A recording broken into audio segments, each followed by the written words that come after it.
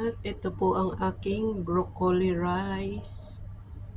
May ayaw sa, ito yung nagiling, ito yung hindi. Dahil may ayaw sa nagiling. So, yan, separate na luto yan. Pero pinagtabi ko din nung naluto sila.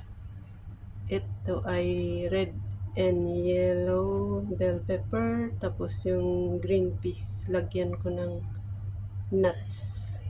Yan na po, nilagyan ko ng walnuts, almond, at saka yung hazelnuts. Yan.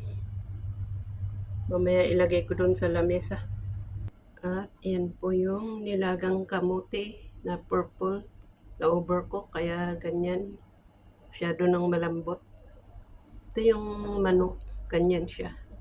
Hindi sila nagkakanin, so siguro dahil hindi sila nagkakanin, kaya may ganyan. May ganyan. Ito ang rice nila. Siguro pati yan.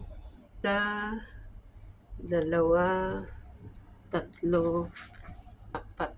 Plus yung sabaw dito.